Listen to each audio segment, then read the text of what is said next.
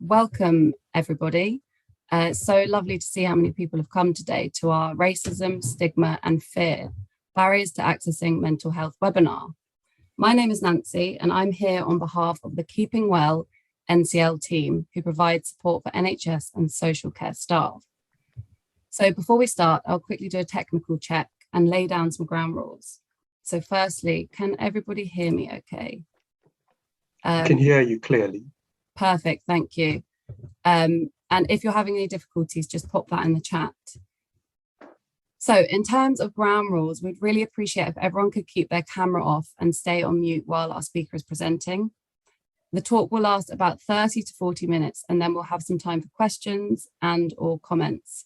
And in this part of the webinar, people can either put your hand up or to speak, or else you're welcome to use the chat function. And I will try my best to keep up with comments and questions.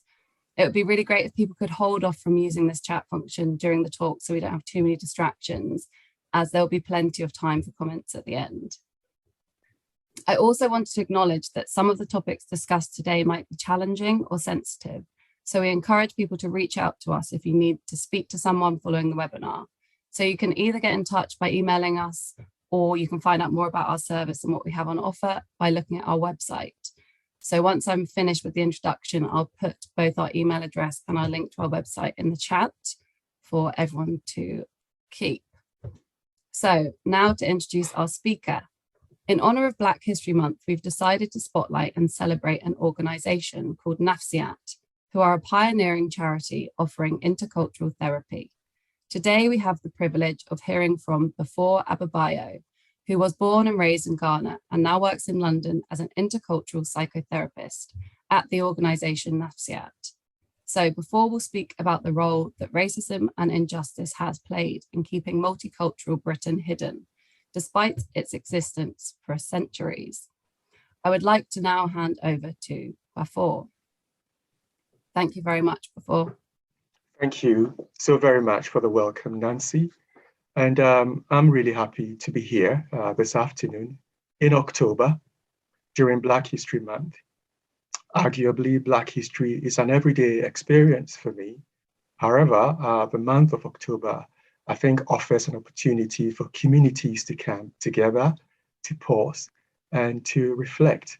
So it is a real privilege to be invited to offer some perspectives on multiculturalism in Britain, on race, racism, and the history and example of anti-racist practice at the Nafsiat Therapy Center, set up by a group of women and men who decades ago decided to act. Nafsiat is an organization I have had a long and enduring relationship with at varying times as a student psychotherapist, as a supervisor, and as a clinical lead and as a psychotherapist. Any reference during this webinar to any clinical case material will be composite and completely anonymized. I have recently been reading the book Superior, The Return of Race Science by Angela Saini, May 2019. I came across a sentence where she stated that Britain was a melting pot of cultures, ethnic and racial groups. This is evident to me in my day-to-day interactions, particularly in South London.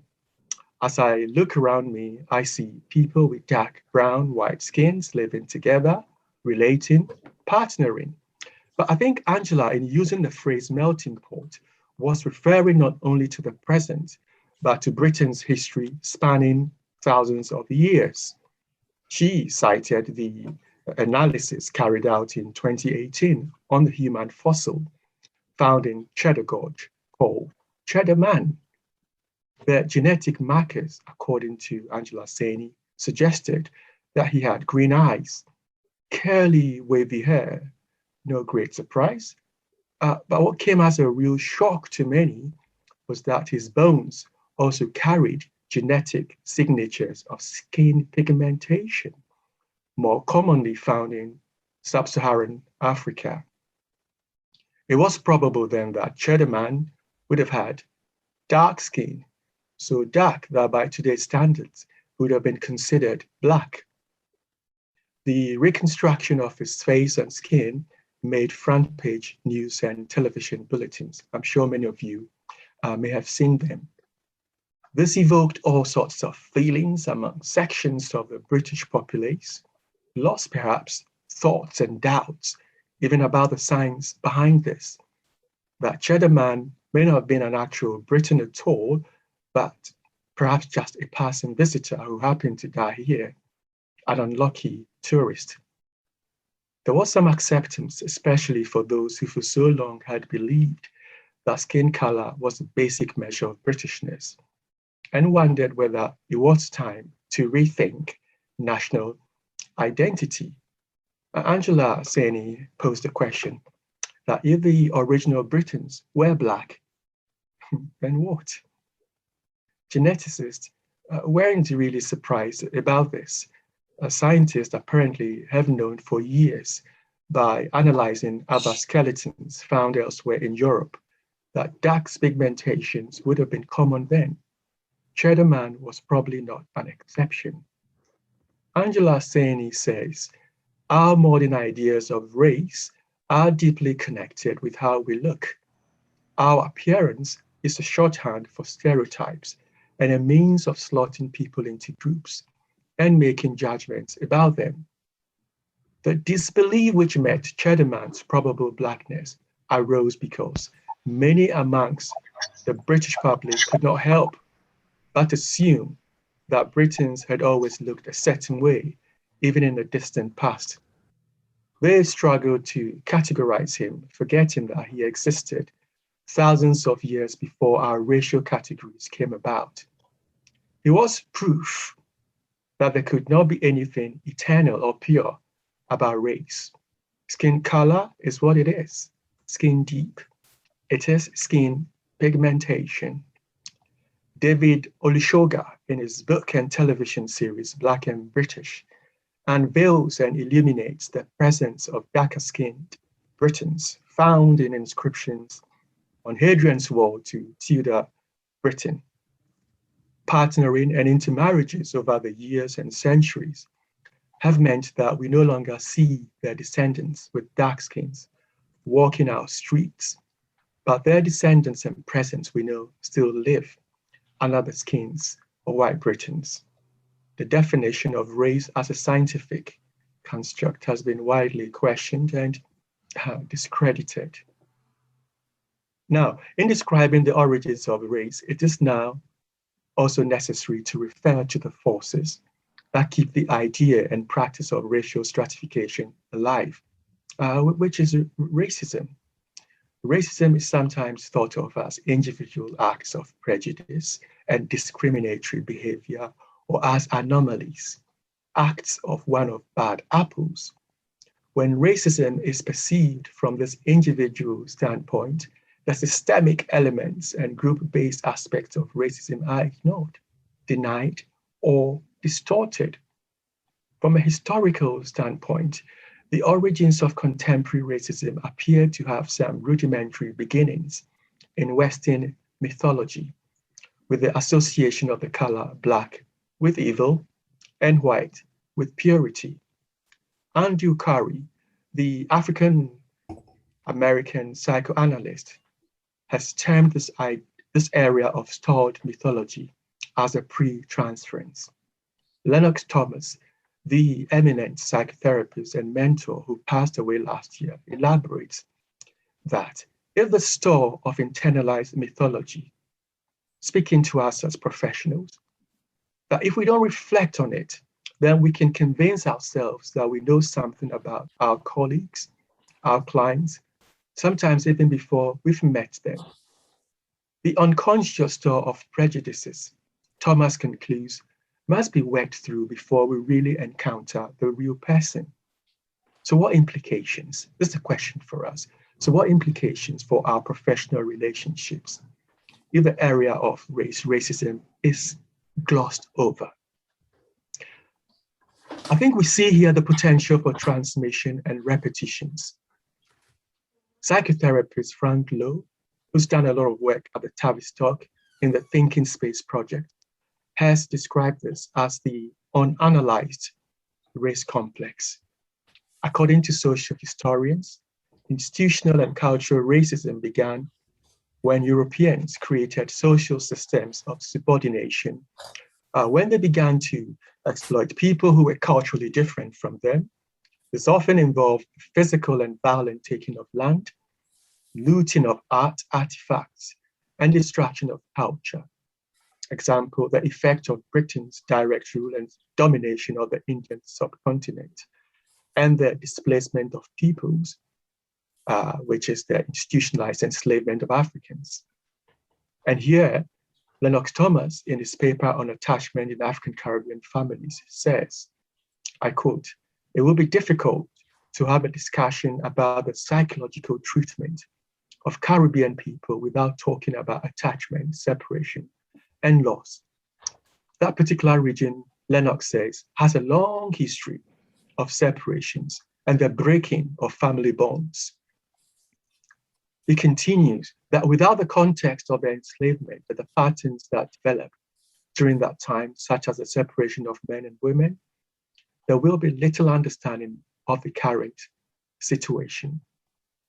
I think we all know aspects of the enslavement, traumatic separations, sort of got replayed during the Windrush period.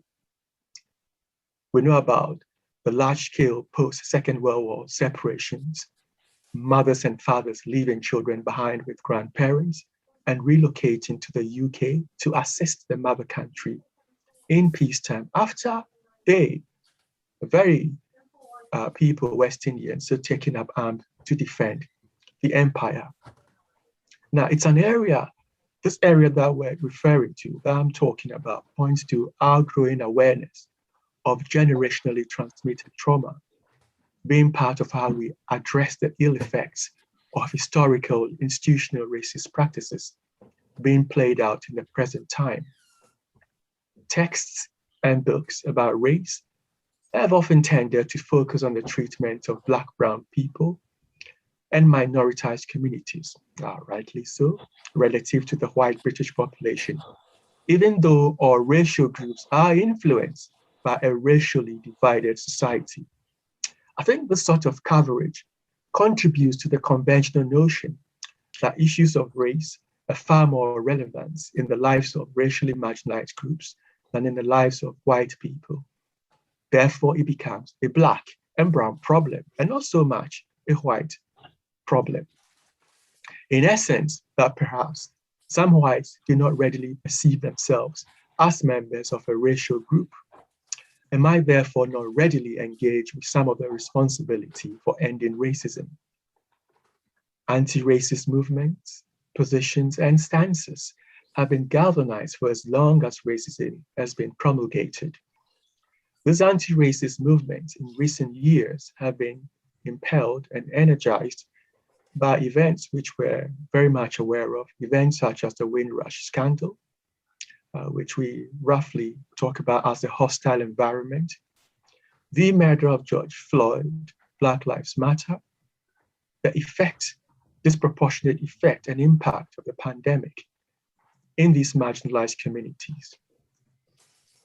On the 31st of March this year, 2021, the report dubbed the SEAL report was published, and it caused a huge storm, pain, and hurt. The report was experienced as not acknowledging the very real suffering of Black and minority ethnic communities here in the UK. The suggestion that government evidence confirms that institutional racism does not exist was highly disturbing. Data and information pointing to the existence of structural and institutional racism exist in abundance, probably sitting on shelves. Data such as how a young Black mother is 4 times more likely to die in childbirth than her white counterpart, that a young Black man is 19 times more likely to be stopped and searched by the Metropolitan Police than his white neighbor, and those with Black or Asian sounding surnames have to send in twice as many CVs as the white counterparts. with the same qualifications to receive the same job. I shall now turn to NAFCIAT Intercultural Therapy Center as a case example of an organization attempting to embed a culturally competent practice in its service offer, as well as in the psychotherapy training which it offered in the 90s to the early 2000s. NAFCIAT certainly hasn't arrived. It's an ongoing process. Some of you might be aware of NAFCIAT's origins. It was set up in the 1980s by psychotherapist Jafar Karim and colleagues against a set of psychotherapeutic and racialized assumptions, notably that Black, Asian, African, minoritized communities would not benefit from a theory which valued psychological interpretation of internal motivation. As I understand it, the catalyst for setting up a place like NAFCIAT and intercultural therapy by Jafar and colleagues was a consequence of the following institutional, structural, systemic manifestations. I shall name a few of those. That Black, African, and Asian minoritized communities had very limited access to counseling and psychotherapy, that they were overrepresented in psychiatric hospitals, particularly locked wards, probation services, and prisons, in proportion to the numbers within the general population, that compared with the white British population, these communities had high rates of diagnosis of psychotic illness, prescriptions for pharmaceuticals and other physical treatments such as ECT, and suffer from unmet need. What I have recounted was what a group of professionals, psychotherapists, psychiatrists, medical doctors, social workers across the color spectrum observed. They then had conversations and proceeded to act. Against this context, NAFCIAT set up a culturally competent therapy center, and in planning for the future, they initiated a full psychotherapy training with University College, London, which is where I did my training, an MSc in intercultural therapy. It actively drew trainees from diverse communities, Black, brown, white trainees. I think it did that by attending in part to its training curriculum. It provided a grounding in psychoanalytic theory and practice, and positioned itself within the departments of anthropology and medical anthropology specifically, and drew on sociology. It was experienced as a move towards an inclusive atmosphere and curriculum on the various levels by the representation from all those communities, by the lecturers, students, and as I already said, the curriculum, the training material. There were discussions and lectures on various healing systems from various parts of the globe, and an exploration of various kinship systems. This felt familiar for me as somebody coming from Ghana, an ex-British colony to the UK. The psychotherapy training by NAFCIAT initiated conversations about differences, similarities, about racism, what it means to be Black, brown, what it means to be white. These discussions were being routinely had by all, with the course leaders, that is, the lecturers taking the lead in initiating these conversations amongst themselves. And in front of us, a modeling which was taken up by our students, Black, brown, and white. We therefore practice and rehearse this sometimes difficult conversations and developed a vocabulary. And by vocabulary, I mean a capacity to explore these areas of racism with some ease. The principles of intercultural therapy were being elaborated in the training organization and in the clinical service. And over the years, I have come to understand these principles as one, advocating for the availability of quality psychotherapy and counseling for all, regardless of cultural background, ethnic identity, or language. I also want to say that the global financial downturn in 2008 and the subsequent period of austerity and its impact on welfare benefits, including legal aid, especially since 2012, massively affected disadvantaged communities. NAFSIAT responded by employing community link workers who provide practical support for clients who come for therapy with issues such as housing, immigration, and employment. I think this role acknowledges the political, economic, social realities in the lives of our clients and provides a link between the therapy and practical requirements. It holds the tensions between the inner and outer realities of the clinical work. Another intercultural position is that of maintaining an awareness of events, world, national, regional, and local, that might be affecting clients from or having a connection to those relevant regions. Intercultural therapists, I think, ought to entertain the possibility of old wounds being reopened by this shifting external events. What might the what happened in Afghanistan mean for people who from Afghanistan who live here? What might even the petrol queues mean to some of the clients or colleagues we meet, or the bare shelves in our supermarkets? Another position is examining local, that is British cultural assumptions, which are embedded in psychotherapeutic training and practice, and understanding unique cultural histories and experiences, which may vary significantly, even for people coming from the same country.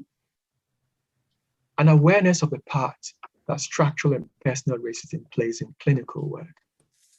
An awareness of racial identity models, its implications for clients and for the therapist. And supporting the therapeutic work that we do with good enough intercultural supervision, ensuring that there isn't a split between what transpires in the therapy room and in the clinical supervision. In as much as the intercultural analytic training at University College London provided and engaged with multiple disciplines, I think it could have gone further by incorporating philosophy, philosophical traditions from various global regions into its course content. Philosophy is not a synonym for Western thought, neither is classical music. There is Western classical music, African classical music from the Indian subcontinent, etc. But I think I digress. Back to the curriculum. To philosophy, I would add history. Now, David Olusoga again, the historian, in his article, The Reality of Being Black in Today's Britain, said, I quote, "The uncovering of Black British history," he said, "was so important because the present was so contested. Black history became critical to the generation whom Enoch Powell could not bring himself to see as British. A history was therefore needed to demonstrate to all that Black British children born of immigrant parents were part of a longer story that stretched back to the Afro-Romans, whose remains are now only being properly identified," end of quote. We now know they stretched even further back then to Cheddar Man. Another important area in intercultural work is developing a capacity to engage in conversations around difference, around race, racism, and culture, and this time within the organization at all levels. I think what this does is it enables organizational racial growth and development. I shall now turn to Kareem's definition of intercultural therapy. I think his definition sort of is also encapsulated in the name Nafsiyat, which means body, soul, and spirit. It's from 3 syllables from 3 Asian languages. He says that intercultural therapy was a form of dynamic psychotherapy, which considers the whole being of the patient, not only the individual concepts and constructs as presented to the therapist, but also the client's communal life experience in the world, both past and present. So history being re-evoked in the therapy, history being evoked in our encounters with each other. He then said that the very fact of being from another culture can involve both conscious and unconscious assumptions, both in the client and the therapist. This refers to what Andrew Carey, as I mentioned earlier, referred to as that place of stored mythology, and what Frank Lowe also referred to as the unanalyzed race complex. He concludes by saying that he believed that for the successful outcome of therapy, that it was essential to address these conscious and unconscious assumptions from the beginning. Now, Karim's definition brought forward the notion of the encounter being able to allow us to show up with our whole selves, aspects of our intersecting oppressive identities, which may sometimes recede into the background in the understandable presence of racism. This was brought forward by Karim. The histories and community histories are evoked in the encounters between cultures. And he called for a capacity to grasp those nettles and to work through them. Intercultural therapy is not solely conducted between people in a therapeutic dyad with visible or overt differences. I have written elsewhere of working in therapy some years ago with a Black man of African heritage.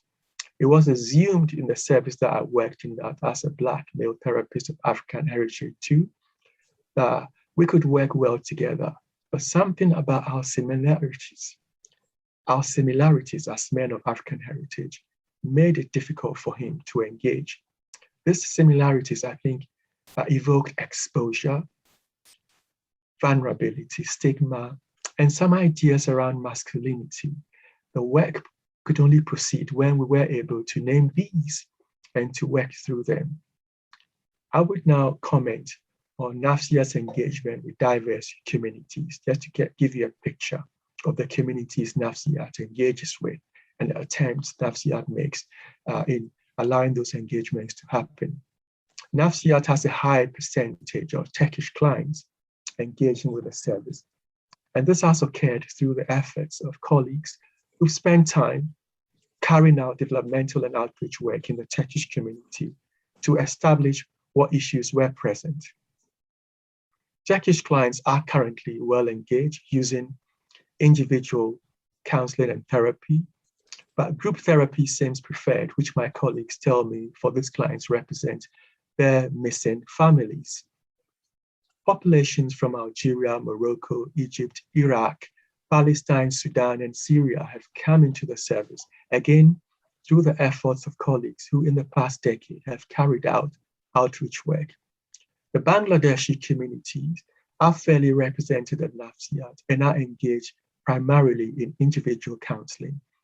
The reason for individual work cannot be boiled down to a reticence to engage in group work, perhaps in part because I know there are examples of group work with Bangladeshi communities in London. I think what's been lacking, or what was lacking at NAFCIA was outreach work.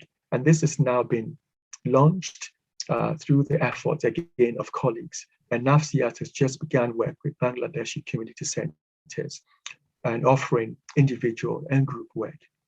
Iranian clients also comprise a significant group at NAFCIA. And the main intervention is individual therapy. They come to the center due to the lived experience of the therapists and the language being offered.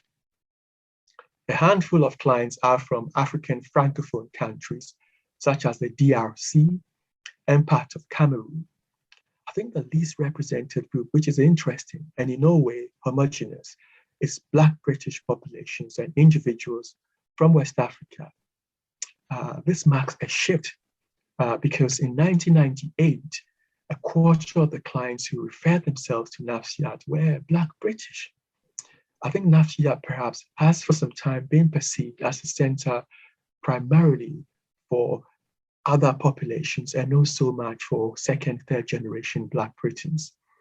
Now, outreach work was initiated a couple of years back, and in the final quarter of last year through an offer of reflective spaces and individual work on a London-wide basis, and it's now attracting an increasing number of Black and Black British clients. So outreach work and reaching out into communities have been a crucial part of how clients have accessed the therapy at NAFCIAT. But what about languages? What about the use of language at NAFCIAT? We do not use interpreters at NAFCIAT, which is a huge statement. The therapy that's offered is conducted via 20 plus languages, some of which are mother tongues from clients and the therapists. Beverly Costa, in her book, Other Tongues, Psychological Therapies in a Multilingual World 2020, has commented on the linguistic privilege that some monolingual therapists have in being able to speak in one of the world's most powerful languages, which is English. Costa says, and I quote, "A supervisee and client who is trying to communicate in a language in which they do not feel confident may find it difficult to express sophisticated and complex thoughts and emotions. They may feel infantilized by the experience and that their sense of personal agency can be diminished by their limited linguistic agency." End of quote. I think this problem is mitigated by some of the therapy languages on offer at NAFCIAT, and I shall name some of them here. They are Amharic, Arabic, Bengali, English, Ga, which is a Ghanaian language that I speak, Spanish, Sileti, Tigre, Tigrinya, Turkish, Twi, one of the languages I speak, Urdu, French, Farsi, German, Krobo, another language I speak, Russian, Kurmanji, Somali, and some others which I haven't named here. Let me make some comments again about mother tongue use at NAFCIAT. I think the use of mother tongue with clients has a mixed reception. Some clients do welcome it and use it as a bridge to their countries of origin. And for them, it feels familiar and safe. In those mother tongues, they might hear echoes of familial figures who may have been helpful to them in the past. The voice is perhaps of a caring aunt, a grandfather, or a grandmother. Other clients, however, experience it as unsettling. The experience and memories of persecution, which some clients have fled from, get attached to mother tongue, evoking powerful feelings, and therefore work around safety is required. Some therapists, like myself, struggle to make the transition from the language of their training to the cultural language and context of their clients. It does provoke some anxiety in some therapists at the outset and some self-doubt. This has implications, and for me, I think it can sometimes be a helpful one for the asymmetrical therapist-client power relationship. I have experienced this tension in my work with some Ghanaian clients who are very fluent in their mother tongues. It happens when a Ghanaian client asks to be seen in their preferred mother tongue, which I also may speak. And there is this area of shame for me, which I have worked through. And this comes from an area which is because I am semi-literate in those Ghanaian languages. But my semi-literacy, I'm talking about being able to speak those languages, but I can neither write nor read those languages. That's part of the legacy of how Ghana became when I was growing up there. What about the clinical team and the intercultural practice? The counseling and therapy team is mixed, and I'm drawing to a close. I won't be too long now. The counseling and therapy team is mixed, diverse, Black, brown, white practitioners coming from various cultural groups. Colleagues of mine have lived experiences of the issues being addressed with clients. That is, of being refugees themselves, of being political prisoners, having experienced loss, bereavement, of homelessness, questions of identity, ontological questions of what it means to be Black or brown, or being white. The team, in my experience, is imbued with a social and political consciousness, and therefore attuned to those realities in the lives of the clients who approach the center. Here again, I quote Lennox. Lennox Thomas meant a lot to me. He was a mentor and a lecturer. It was a very sad occasion for me when he passed away last year. He comments on some of the dynamics of work within a mixed gender culture, sexual orientation, and race clinical team. He said that in a mixed team of the sort I've just described, it presents the team with an enriching challenge. Some members of the team are on the receiving end of racism, of classism, of all kinds of homophobia. Some are from groups with the power to perpetuate these acts. And he says that in a mixed team, discussion and analysis of clinical material is most important, since the openness and honesty of its members can help to discover and unlock some of the hidden complexity of race and intersecting oppressions in relationships. I shall conclude with some questions here and thoughts for you to ponder. Perhaps not now, but as part of your ongoing conversation. Some of you may already have been along that path, asking yourself those questions, and may have come back with answers to those questions. So these are the questions and thoughts I'm putting forward for you.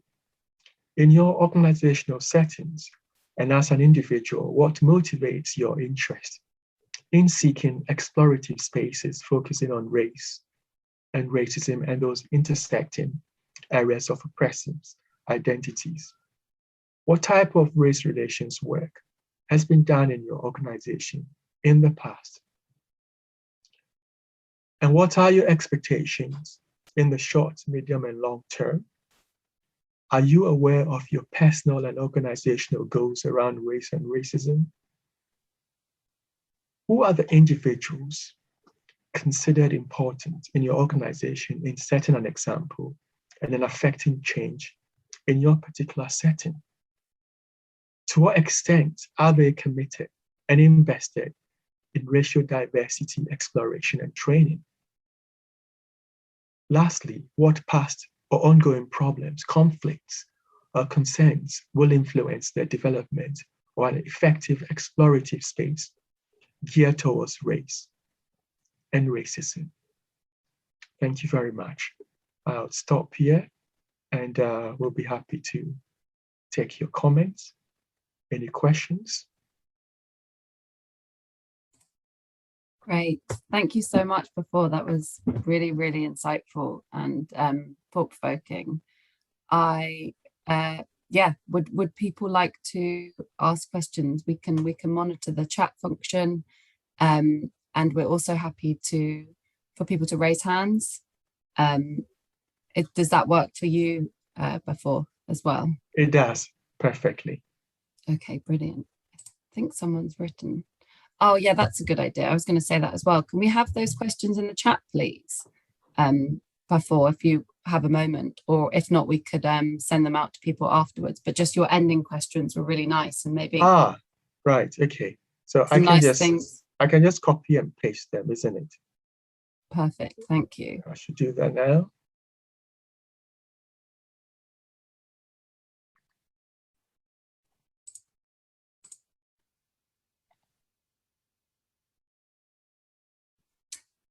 Does anyone have any comments at this point? Shall I send it to you? Yeah, of course. Okay. You can send to me. And if you can't do it now, I'm very happy to email people. Oh, you've done it. Yeah. Great.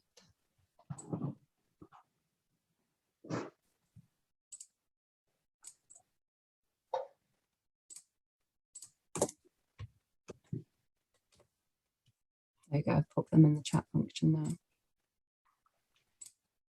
I think somebody has asked a question about helping a young Black man who does not want help or does not fully understand the need help. It's an interesting one, a tough one. I think help can only be offered when a person is ready. I think it depends on where that person is at, and the conversations which are being had with that person. And what I would say is it's worth probably maybe having a conversation with this young person and beginning to somehow tease out what the impediments might be, what the fears might be, because some of the fears might be somehow linked to some of the points that I made, stigma. What might happen to a young Black person who gets into what we might describe as the mental health system? Is there a way back for that person? How might that person be treated? And so a conversation around how one can allay that person's anxieties and take it seriously, because these things are real and it does happen, might perhaps progress and facilitate that person's pathway into therapy. You might then also perhaps might want to talk about therapy services available who have an understanding of these very issues of stigma, of those institutional sort of practices which are sort of detrimental to Black communities, who are there and have the understanding to help this young Black man. And it's not only NAFCIAT that does this work. We have Barton, for example, set up by my colleague, Eugene Ellis. They do wonderful work. They have a roster of therapists who have a very good understanding of these issues. And I think that's where I would leave it. Yes. Mm-hmm. I think we have a hand up from someone. Wilhelmina? Hi, yeah. What I was going to ask is, Bafor very kindly talked about the training that he received at UCL, and he talked about good cultural supervision. What does that actually look like in practice? You mean cultural supervision, Wilhelmina? Yes, cultural supervision for the trainee and their supervisor, I should imagine that would be. Yes. The UCL offer clinical psychiatric training at the clinical psychology training at the moment. So I want to know what that would actually look like. Thank you, Wilhelmina. It's a good question. The training which I benefited from ran for a number of years, but unfortunately finished in the 2000s. But the practice continues, being held by people like myself and within the organization at NAFCIAT. So intercultural supervision sort of attempts to embed the principles of intercultural practice. I'm really interested in this area, Wilhelmina, and so you've got me started and going. Because I think what usually happens is colleagues and therapists and counselors may well be practicing in a culturally competent way in the therapy rooms with their clients. But I think there's a growing number of therapists who are becoming culturally competent, but that is not being matched, you see, by supervisors who are growing in understanding around culture and race and racism. And therefore, what happens is somebody might be working culturally competent in the therapy, but do not have support in supervision. And therefore, the work often gets split, and they might just feel quite lonely in the therapy work and not really being able to bring these issues into the supervision space. So competent supervision is about how the supervisor is able to recognize, I think I made mention to that earlier on, what it means for the supervisee or the therapist who's consulting them to be able to show up fully in the supervision. How is it possible for that person to bring issues around race and culture? How might the supervisor pay attention to it and facilitate a discussion around those issues so that the supervisee can actually go back and help the client. Because we're talking about a triad.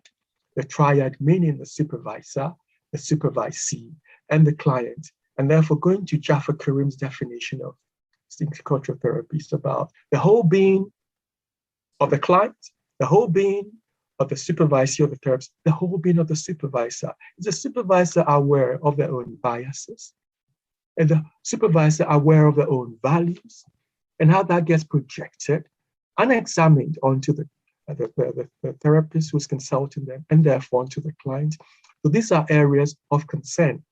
And because the relationship between the supervisor and the client is one that is refracted through a power dynamic, sometimes it's not possible for the supervisee to speak up.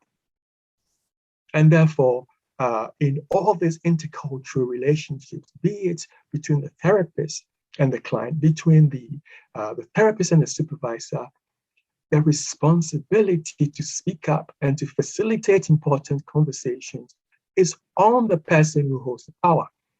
That is the supervisor, that is the therapist with the client. So these are some of the areas that I think are quite important. Self-awareness, values. It also depends on the organizational culture, particularly if the supervisor, the client is embedded within a particular service.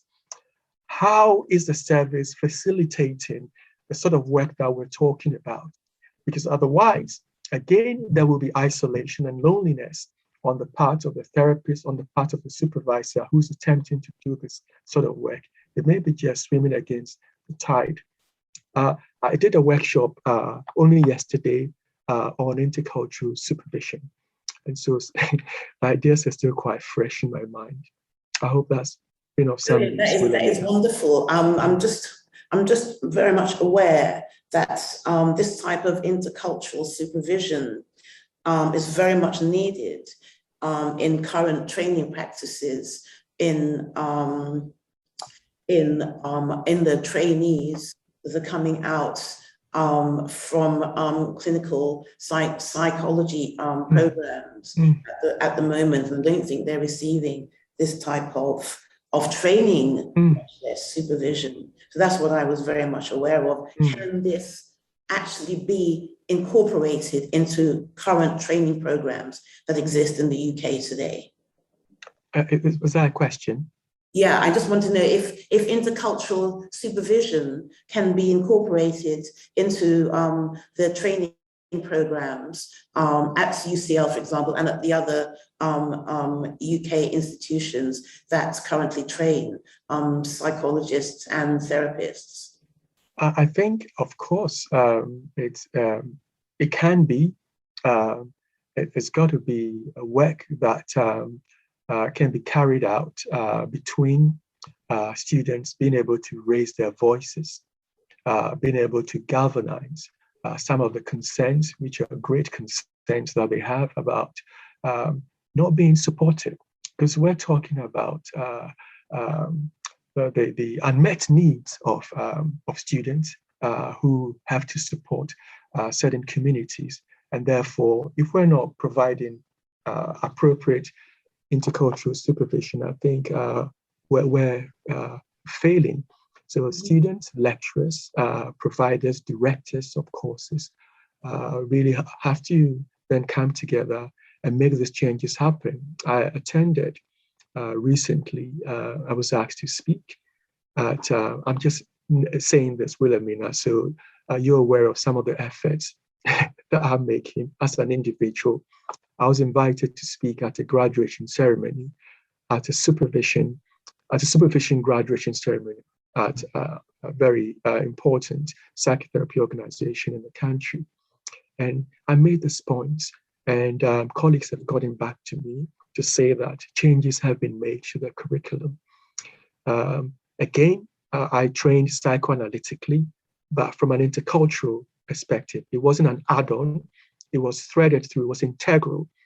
And again, colleagues of mine have invited me to speak to one of the psychoanalytic organizations sort of CPD on what it means to have intercultural supervision.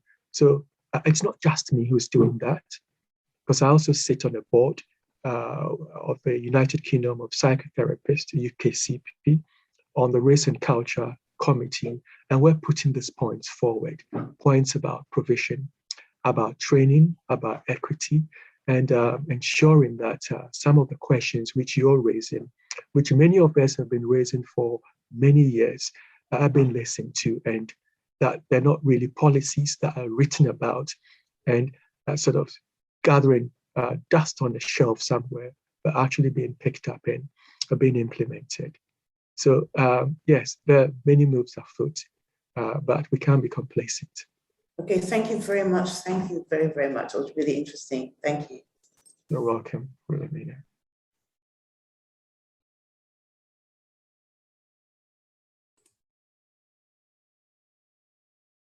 I think we have time for another question.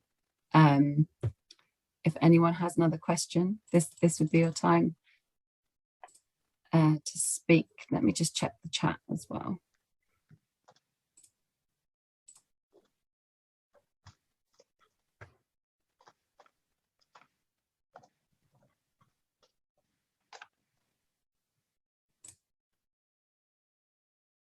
No one's got their hand. Oh, here we go. Got one in the chat.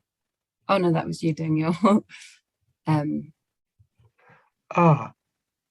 Okay.